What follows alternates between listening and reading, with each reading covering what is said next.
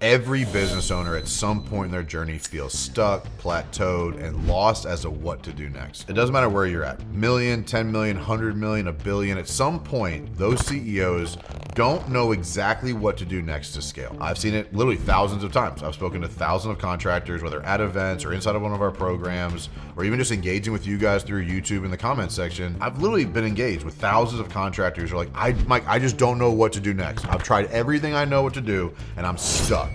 And that's a really scary, lonely, very difficult place to be. The truth is, there's answers. You're not actually stuck. You just haven't gotten the piece of the puzzle you need yet. But here are 5 reasons I see people feeling stuck on a regular basis that hopefully will help you know what action to take next. The first and one of the biggest problems I see when it comes to people feeling stuck is they have no clear destination. They don't know where they're going. They have no plan. They have no desired outcome. They have no set target. They have no revenue or business size, or like they don't know what they're building exactly. They know what they do every day, but they don't know what they're building towards. And when you don't know what you're building towards, everything feels right and everything feels wrong because it's not going towards a specific destination. So if you feel stuck, the best thing you can do is sit down and reimagine where you're taking your company. Is it a revenue number? Is it a headcount number? Is it a location count? Is it a number of customers impacted? What are you trying to build? But if you have no clear destination, you end up in this loop of activity that feels right and feels wrong, and you just feel stuck because it all feels right and it all feels wrong, and you don't know what to do next exactly, and you feel stuck. It's like turning on your GPS in your car without a destination. Every turn could be right or could be wrong because you don't know where you're going. So build a clear destination of, I call them base camps. Build a base camp as to what you're trying to achieve next. Revenue, headcount, customers impacted, location count, something, number of trucks. Build something, and then you'll know exactly what to do next. The second biggest thing that keeps people stuck is they can't get out of the field. You believe in your head that if you're not in the field, they're going to suck and you're going to lose your whole company. The answer is that's not true. But every time you're in your company or in the field, you're not sitting in the CEO seat. The reality is CEO is a job. Owner might be passive. CEO is an active role inside of every company. You have a job to do, and it's to paint the picture of the mission, the vision, the values of what you're trying to build. If you're in the field every day, you're doing a job inside of your machine, not guiding it to grow, solve problems, or evolve. You can't do that from the inside. It's like you can't see the trees amongst the forest, right? So you have to build time into your schedule to have time on your business, not in it. When you're on it, you can look at it, you can sit back and be like, oh, I can move this piece, move this piece, move this piece. You'll be able to see what action needs to happen to start to build some momentum and evolution and growth for your company. Number 3 is no systems or delegation. Like you are just haphazardly running through life with nothing that builds structure or repeatability or predictability. I use those terms a lot because it's so important to moving a business forward. If you're feeling stuck, it's because everybody on your team, or maybe just you and a few people, every day are doing things differently. When you do things differently every day, it builds no momentum. You're starting over from scratch, you're rebuilding the wheel, and it's causing you to fall behind. If you are feeling stuck, I would challenge you to sit down and say, what system or process or SOP do we need to create to build predictability and repeatability so we can build momentum? Likely you're making mistakes every day because things are being done differently, or you're doing a ton of different projects. I talk about this all the time.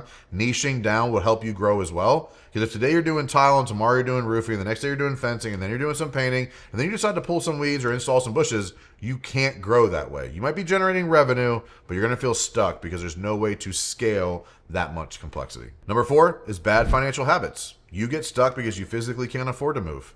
You're spending money on the wrong things. Maybe you're overpaying some staff. Maybe you're overpaying yourself. Maybe you're just not managing job costing effectively to understand what your profitability is. Maybe you're not looking at a P&L at all. Maybe you've never even looked at it. You just look at your bank account every day and say, do we have money? Great, we're good. No, you're not. Okay? You need good financial habits. You need to look at P&Ls, balance sheets, cash flow reports. You need to look at job costs. Am I or am I not profitable on this stuff? You look at your overhead and specific investments. Say, am I getting a return on investment on these, an ROI? Like, is my money doing work for me, or am I just bleeding out? Because if you don't have money to invest in growth, you will get stuck because it takes money to grow. And if you don't have any extra profit or capital to invest in your machine, you will be stuck. And realistically, if you're in that position right now, the number one thing I would do is I would go print your last 3 months of statements, credit cards, and bank accounts. You'll find some bleed. You'll find some things you don't know you're spending money on. You'll find some things that the guys went to Home Depot 17 times yesterday.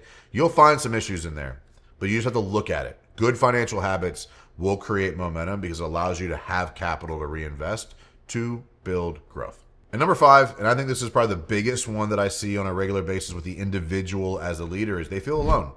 They have no peers, they have no coaches, they have no community. They feel absolutely alone, and they just it's lonely, it's boring, it's scary. It's like being on a ship alone in the middle of the sea. Like, it's intimidating. You don't know exactly what to do. There's no one to look at as an example. There's no peers or someone that's just ahead of you to be like, what is he doing? I want to be like that. I want to be like him. Like, people in business, specifically CEOs, need community. Like, I built WinRate for that thing. Like, we do coaching and community. Like, we do one-on-one coaching and we do events for our client base to bring like-minded people together, and it creates energy, it creates momentum, it creates excitement, it creates ideas, it creates creativity.